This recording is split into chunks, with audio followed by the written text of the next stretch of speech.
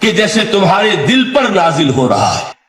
اور مجھے یاد آیا امام ابن قیم رحمت اللہ علیہ، ان کا ایک بڑا پیارا جملہ ہے. وہ کہتے ہیں قرآن کے بعض پڑھنے والے ایسے ہیں کہ جب وہ قرآن کو پڑھتے ہیں تو یوں محسوس کرتے ہیں کہ قرآن مصحف میں لکھا ہوا نہیں ہے، ان کے اپنے دل کے اوپر کندہ ہے، دل کے اوپر سے پڑھ رہے ہیں. یعنی اتنی کامل مطابقت وہ محسوس کرتے ہیں، اپنی فطرت، ہیومن نیچر اور قرآن کے اندر اتنی مطابقت ہے. اس طرح وہ ٹیلی کرتے ہیں ایک دوسرے کے ساتھ کہ محسوس ہوتا ہے کہ وہ کتاب ان صفحات میں لکھی ہوئی نہیں ہے بلکہ لوح قلب پر لکھی ہوئی ہے کہ جہاں سے وہ انسان اسے پڑھ رہا. تو پہلی بات تو قرآن مجید کی اس آیت کے حوالے سے اس پہلو سے ہمارے سامنے آئی کہ جو تاثیر ہے ذات ربانی کی تجلی کی، وہی تاثیر ہے اس قرآن مجید کی، بشرطے کہ ہمارے دل جو ہیں وہ کچھ اپنے اندر اس استعداد اور صلاحیت کو پیدا کر لیں. دوسرا مقام ہے سورہ یونس کا. اب کسی کلام کی عظمت کا دوسرا پہلو ہو سکتا ہے اس کی افادیت کے اعتبار سے، اس سے فائدہ کیا ہوگا نوع انسانی کے لیے. دیکھیے دو آیات، یہ عظیم خزانے ہیں عظمت قرآن کے. سورہ یونس میں یا ایھا الناس، اے لوگو، قد جاءتکم موعظۃ من ربکم وشفاء لما فی الصدور وہدی ورحمۃ للمؤمنین. 4 الفاظ نوٹ کر لیجئے. اے لوگوں، آ گئی ہے تمہارے پاس وہ چیز تمہارے رب کی طرف سے جو موعظہ ہے. موعظہ کسے کہتے ہیں؟ نصیحت. اس بات کو ذرا سمجھ لیجیے ترتیب کیا ہے. نصیحت اسے کہتے ہیں، جی رہا نہیں جا رہا، میں نے اس کی ترتیب بدلی ہوئی ہے. مجھے یاد دلایا ایک صاحب نے کہ سورہ رحمان کی ابتدائی آیات کا بیان تو رہ گیا، وہ رہا نہیں. میں نے پڑھا کسی اور ترتیب سے تھا، بیان کسی اور ترتیب سے کر رہا ہوں. پڑھنے میں 4، 2 اور 1، اور اب جو میں بیان کر رہا ہوں پہلے ایک آیت سورہ حشر کی جو بیان کی، اب 2 آیات ہے سورہ یونس کی. لوگوں، تمہارے پاس آ گئی ہے تمہارے رب کی طرف سے موعظت، اور تمہارے سینوں کے اندر جو روگ ہیں ان کے لیے علاج. توجہ کیجئے گا، ہم نے قرآن کو کیا سمجھا ہے؟ صرف ایک مقدس کتاب، ایک حصول ثواب یا ایصال ثواب کا آلہ. قرآن ہے کیا؟ نمبر 1 موعظہ. موعظہ کسے کہتے ہیں؟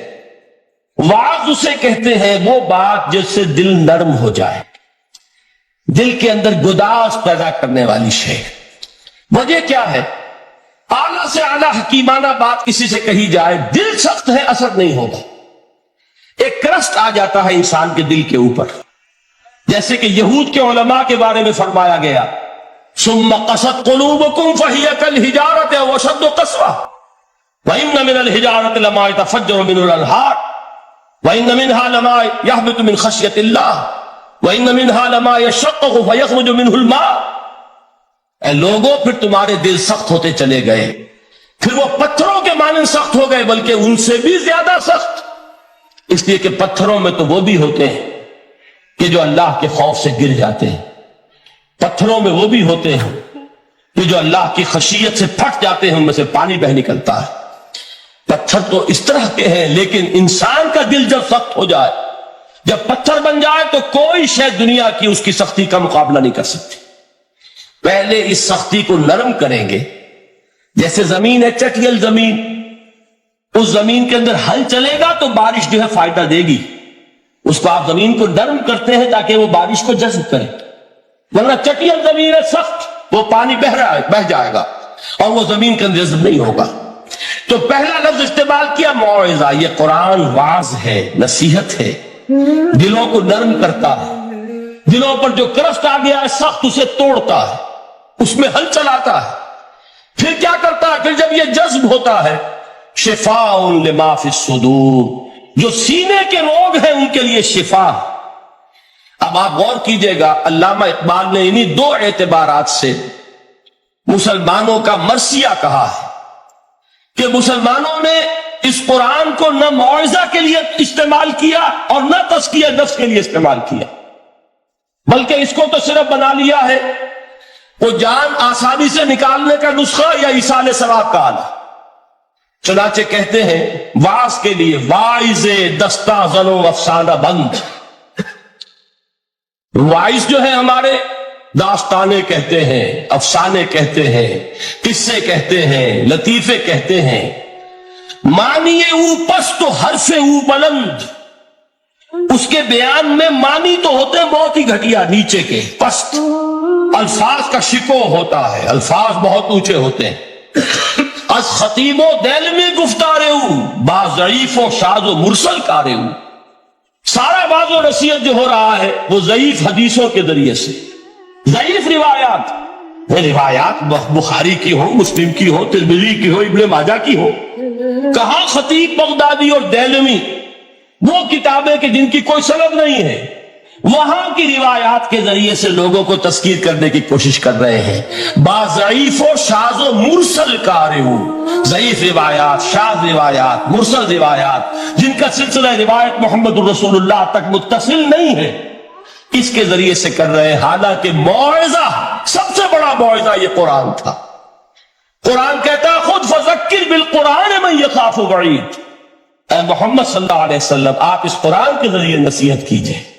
یہ قرآن ہے جو دلوں کی سختی کو ختم کرے گا، گداز پیدا کرے گا۔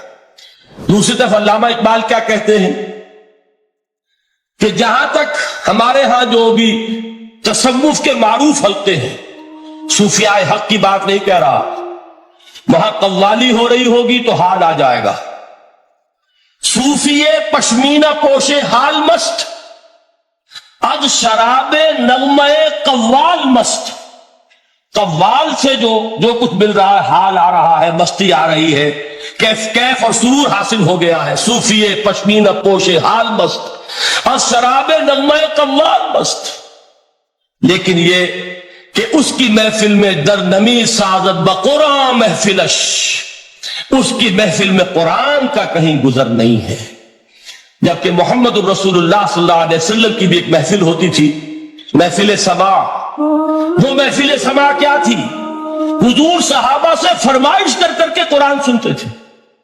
حضرت عبداللہ ابن مسعود رضی اللہ تعالیٰ عنہ کی روایت موجود ہے کہ مجھے ایک مرتبہ حکم دیا حضور نے کہ قرآن سناؤ۔ میں نے عرض کیا حضور آپ کو سناؤں؟ آپ پر تو نازل ہوا ہے۔ تو حضور نے فرمایا نہیں، مجھے کسی اور سے سن کر کچھ اور لطف حاصل ہوتا ہے۔ اب امتثال امر میں حضرت عبداللہ ابن مسعود رضی اللہ تعالی عنہ نے سورہ نساء پڑھنی شروع کی۔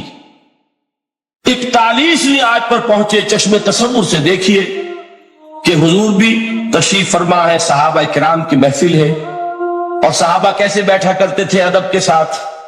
ایک روایت میں الفاظ آئے ایسے بیٹھتے تھے ساکت و صامت ہو کر، بالکل خاموش، سکون، ساکن اور ساکت و صامت، کہ جیسے ان کے سروں پر پرندے بیٹھے ہیں کہ ذرا جنبش کریں گے تو پرندہ اڑ جائے گا، اس ادب کے ساتھ۔ تو وہ محفل جو ہے حضور صلی اللہ علیہ وسلم کی، اور ایک صحابی حضرت عبداللہ ابن مسعود گردن نیچی کیے ہوئے ہیں اور قرآن پڑھتے چلے جا رہے ہیں۔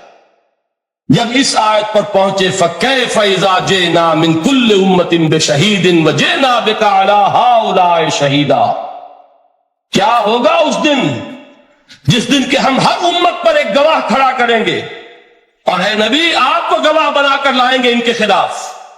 آپ کو یہ ٹیسٹیفائی کرنا ہوگا کہ اللہ تیرا جو کلام میرے پاس آیا تھا میں نے پہنچا دیا تھا، اب ان کی ذمہ داری ہے، they are accountable, they are responsible۔ اس پر حضور نے فوراً فرمایا حسبک حسبک، بس کرو بس کرو۔ اور حضرت عبداللہ ابن مسعود فرماتے ہیں کہ میں نے جب نگاہ اٹھا کر دیکھا حضور کے آنکھوں سے آنسو روا تھے۔ یہ ہے سماع، یہ محفل سماع ہے، کاش کہ اللہ تعالی ہمیں اس کی توفیق عطا فرمائے۔ یہ ہے مسنون محفل سماع، اس قرآن کے اندر وہ گداز ہے۔ آیا کہ نہیں ساتویں پارے کے بالکل آغاز میں وَإِذَا سَمِعُوا مَا أُنزِلَ إِلَى الرَّسُولِ تَرَىٰ أَعْيُنَهُمْ تَفِيضُ مِنَ الدَّمْعِ مِمَّا عَرَفُوا مِنَ الْحَقِّ يَقُولُونَ رَبَّنَا آمَنَّا فَاكْتُبْنَا مَعَ الشَّاهِدِينَ۔ تو یہ ہے دوسری چیز کہ در حقیقت تزکیہ نفس کا ذریعہ یہ قرآن ہے۔ سینوں میں جو روگ ہیں، حب دنیا، حب مال، حب شہرت، حب اقتدار، جس کو کہ ایڈلر کہتا ہے دی ارج ٹو ڈومینیٹ، میرا غلبہ ہو، میرا تسلط ہو، میں نمایاں ہو جاؤں، میری حکومت بن جائے، اختیار میرے ہاتھ میں آ جائے. They are to dominate. یہ ساری ارجز ہیں ہماری در حقیقت جس سے فساد رونما ہے. یہ حب مال ہے جس کی وجہ سے ہمارے اندر تنافس ہے. الہاکم التکاثر حتی زرتم المقابر. یہ کثرت اور بہتات کی طرف تمہیں غافل کیے رکھتی ہے یہاں تک کہ قبروں تک جا پہنچتے ہو. آنکھ انسان کی کھل نہیں پاتی. جس کے پاس 10 نسلوں کے لیے کھانے کو موجود ہے اس کی بھی حرص جو ہے اور مزید کا لالچ جو ہے وہ ختم نہیں ہوتا. یہ چیزیں ہیں اصل روگ. ان دلوں کے روگوں کا اور سینوں کے اندر کے ان امراض کا علاج قرآن. یا ایھا الناس قد جاءکم موعظۃ من ربکم وشفاء لما فی الصدور. اب جب یہ دو چیزیں ہو جائیں گی اب تیسرا لفظ ہے ہدن. ہدایت بیکار ہے جب تک دل میں گداز نہ ہو. ہدایت بیکار ہے جب تک کہ نیت درست نہ ہو. کوئی شخص بڑا عالم ہے لیکن اپنے علم کو اس نے ذریعہ بنایا ہے دنیا کمانے کا، تو در حقیقت یہ قرآن اس کے حق میں ہدایت نہیں ہے، اس کے حق میں عذاب خدا بندی کا ذریعہ بن رہا. حضور نے خود فرمایا القرآن حجت لک علیک. یہ قرآن یا تمہارے حق میں حجت ہے یا تمہارے خلاف حجت بنے گا قرآن کے قیامت کے دن. اس لیے کہ ایک شخص اس کو دنیا کمانے کا ذریعہ بنا رہا ہے، ایک شخص اس کو شہرت کے حصول کا ذریعہ بنا رہا ہے، ایک شخص علم کو ذریعہ بنا رہا ہے دنیا میں نمایاں ہونے کا، اپنی تعریف کا. حضور نے فرمایا کہ قیامت کے دن سب سے پہلے 3 افراد کا معاملہ پیش ہوگا عدالت خدا بندی میں. ایک وہ جو بڑا عالم سمجھا جاتا تھا اس سے بڑا علم پھیلا. دوسرا وہ جو بہت صاحب ثروت تھا اس نے بہت خیرات کے کاموں میں پیسہ لگایا. تیسرا وہ جو دنیا میں شہید سمجھا جاتا تھا کہ اللہ کی راہ میں جنگ کرتے ہوئے جان دیا. اللہ ان تینوں سے جو اس کو نعمتیں دی تھی ان کا ذکر کر کے پوچھے گا کہ میں نے تمہیں یہ دیا، تمہیں یہ دیا، تمہیں یہ دیا، تم کیا کر کے لائے؟ وہ شہید کہے گا کہ اللہ میں نے تیری راہ میں جنگ کی اور اپنی جان دے دی تاکہ تو راضی ہو جائے. اللہ فرمائے گا کذبتا، تو نے جھوٹ بولا. انک قد قاتلت لان یقال جریء، تو نے تو یہ جنگ اس لیے کی تھی کہ کہا جائے کہ بڑا جری ہے، بڑا بہادر ہے. یہ لوگوں سے بہادری کے تمغے لینا تمہارا مقصود تھا. وقد قیل، وہ کہا جا چکا ہے، اب یہاں تمہارے لیے کچھ نہیں. اور فرشتوں کو حکم ہوگا اور وہ اوندا منہ اس کو گھسیٹتے ہوئے جہنم میں جھونک دیں گے. دنیا میں شہید سمجھا جا رہا ہے، آخرت میں جہنمی ہے. یہی حال اس عالم کا ہوگا، یہی حال اس دولت مند کا ہوگا. تم نے یہ علم پھیلایا تھا کہ تمہارے علم کا چرچا ہو جائے، تمہاری شہرت ہو جائے، لوگ تمہاری دست بوسی کرنے لگے، لوگ تم سے جھک کر ملے. وہ دنیا میں ہو گیا، تمہارا مطلوب مل چکا، تمہارا مقصود حاصل ہو چکا، اب یہاں کچھ نہیں. تو جان لیجئے کہ جب تک دلوں کے روگ درست نہ ہو علم بیکار ہے، ہدایت قطعاً غیر مفید ہے. پہلے دلوں کا کرشٹ اترے، اس کی سختی دور ہو، یہ ہے موعظہ. دلوں کے اندر سے حب جا، حب دنیا، حب مال نکلے، یہ ہے تزکیہ. شفاء لما فی الصدور، اب ہدایت خدا بندی. اب راستہ آپ دیکھیں گے اور اس راستے پر چلیں گے. یہ ہدایت جو ہے دنیا میں، یہی آخرت میں رحمت کی شکل میں ظاہر ہوگی. جنہوں نے اس قرآن کی ہدایت سے فائدہ اس دنیا میں اٹھایا، آخرت میں رحمت خدا بندی کی بدلیاں ان پر سائے کریں. ایک حدیث میں تو باقاعدہ الفاظ آئے ہیں کہ سورہ بقرہ اور سورہ آل عمران یہ 2 بدلیوں کی صورت میں ظاہر ہوں گی میدان حشر میں، اور ان لوگوں پر سایہ کریں گی کہ جن کو ان سے بڑی محبت تھی. یہ 4 الفاظ نوٹ کر لیجئے اسی ترتیب کے ساتھ. یا ایھا الناس قد جاءتکم موعظۃ من ربکم وشفاء لما فی الصدور وہدی ورحمۃ للمؤمنین. قل بفضل اللہ وبرحمتہ، اے نبی کہہ دیجئے یہ اللہ کا بڑا فضل ہے، لوگوں سمجھو. اس کی بڑی رحمت کا ظہور ہوا ہے اس قرآن کی شکل میں. اس کی رحمت کا مظہر اتم قرآن ہے، اس کے فضل کا سب سے بڑا ثبوت قرآن ہے. فَبِذَلِكَ فَلْيَفْرَحُوا، اس پر انہیں خوشیاں منانی چاہیے. اترانا ہے تو اس پر اترائیں کہ اتنی بڑی دولت ہمارے پاس ہے، اتنا بڑا احسان ہے جو اللہ نے ہم پر کیا ہے. فَبِذَلِكَ فَلْيَفْرَحُوا هُوَ خَيْرٌ مِّمَّا يَجْمَعُونَ.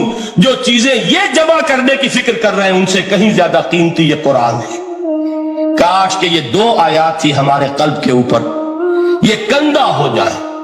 پہلی بات میں نے عرض کی تھی، اس کا شعور ہر ایک کے لیے ممکن نہیں، اس کا باطن بیدار ہو چکا ہو۔ لو انزلنا هذا القرآن على جبل لرأيته خاشعا متصدعا من خشية اللہ، جن کی ارواح بیدار ہو چکی ہوں وہ قرآن کی اس تاثیر کو محسوس کریں گے۔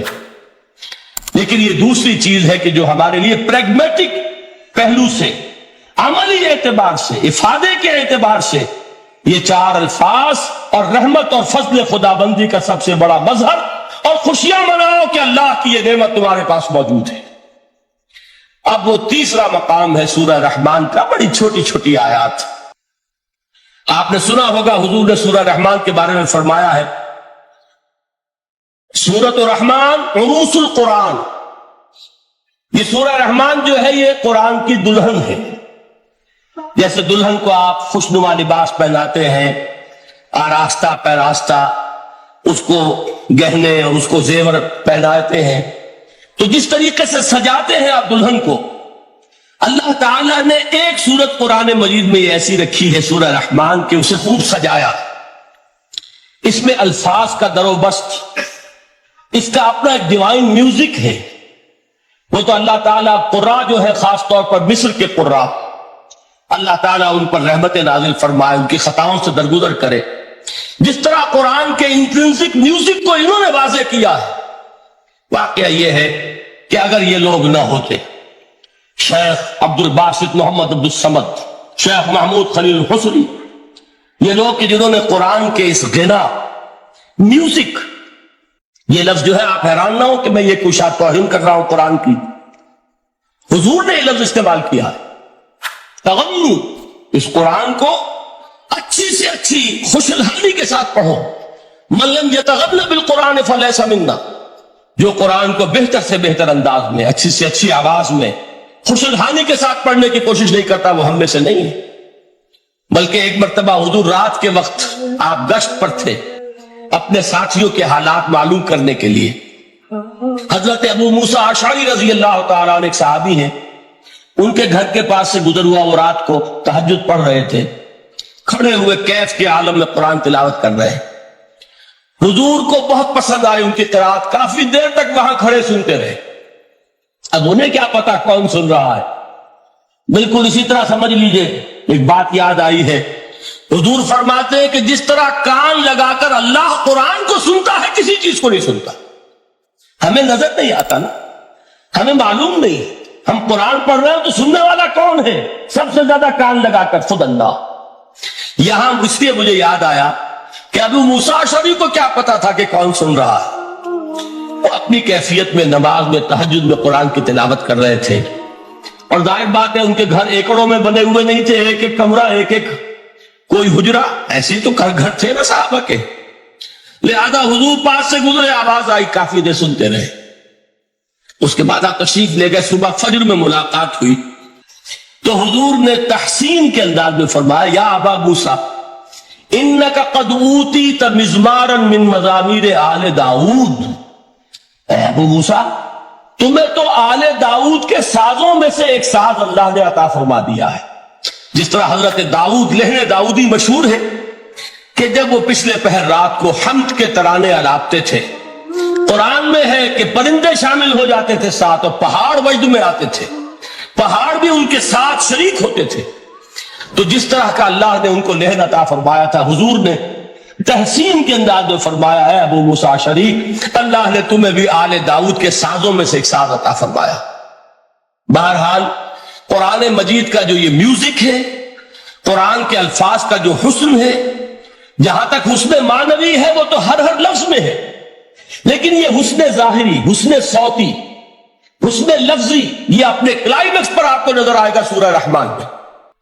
لیکن قرآن میں یہ سورت اس اعتبار سے بھی ممتاز ہے، اس کی 4 آیات پر ذرا توجہ کریں گے، عجیب حقائق سامنے آئیں گے۔ جہاں یہ قرآن مجید کے حسن صوت اور حسن لفظی کی معراج ہے، وہیں اس کی پہلی 4 آیات میں 4 چوٹی کی چیزوں کا ذکر ہے، سب سے اونچی چیز ہے۔ پہلی آیت کیا ہے؟ الرحمن، ایک آیت ہو گئی۔ رحمان کیا ہے؟ اللہ کا نام ہے۔ کبھی آپ نے غور کیا اللہ کے ناموں میں سب سے پیارا نام کون سا ہوگا؟ رحمان۔ کیوں؟ اس کا مادہ کیا ہے؟ رحمت۔ ہمیں سب سے بڑھ کر جس چیز کی ضرورت ہے وہ کیا ہے؟ رحمت خدا بندی۔ نام اچھی طرح سن لیجئے اس حضور کے قول کو۔ حضور فرماتے کوئی شخص جنت میں مجرد اپنے عمل کی بنیاد پر داخل نہیں ہو سکے گا جب تک کہ رحمت خدا بندی دستگیری نہ کرے۔ کسی صحابی نے بڑی ہمت اور جرأت کا ثبوت دیا کہ پوچھ لیا کیا حضور آپ بھی؟ جب آپ نے فرمایا کوئی شخص داخل نہیں ہو سکتا جنت میں محض اپنے عمل کی بنیاد پر جب تک کہ رحمت خدا بندی جو ہے وہ دستگیری نہ فرمائے۔ پوچھا گیا کیا آپ بھی؟ آپ نے فرمایا ہاں میں بھی۔ آپ اندازہ کیجئے کہ اگر محمد الرسول اللہ بھی رحمت خدا بندی کے ضرورت مند ہوں تو تاب دیگرہ چے رسد ہماری تو سب سے بڑی ضرورت رحمت خدا بندی ہے۔ اب یہ رحمت جو ہے قرآن مجید میں اللہ تعالیٰ کی یہ شان دو الفاظ کے ذریعے سے آتی ہے، رحیم اور رحمان۔ اور کوئی مادہ نہیں ہے جس سے دو نام بنتے ہوں اللہ کے، لیکن یہ مادہ ہے واحد رحمت کا کہ جس سے رحمان بھی ہے رحیم بھی ہے۔ رحیم صفت مشبہ ہے، رحمت دائم ہو جائے گی، مستقل ہوگی تو رحیم کہیں گے، اور رحمان اس میں رحمت کی ہے وہ شان ہے کہ جیسے ٹھاٹھے مارتا ہوا سمندر ہو، ہیجان کی کیفیت، طوفانی کیفیت، رحمت خداوندی کا طوفانی جوش، وہ ہے رحمان۔ آپ تو رہتے اس علاقے میں ہیں، آپ کو معلوم ہے عرب اگر بھوکا مرا جا رہا ہو تو کیا کہے گا؟ انا جوعان۔ پیاسا مرا جا رہا ہو انا عطشان۔ بہت غضبناک ہوگا غضبان، غضبان آصفہ قرآن میں آیا ہے، بہت غضبناک۔ رحمان جس کی رحمت جو ہے جوش میں ہے، ٹھاٹھے مارتے ہوئے سمندر کے مانند۔ تو یہ اللہ تعالیٰ کے ناموں میں سب سے پیارا نام۔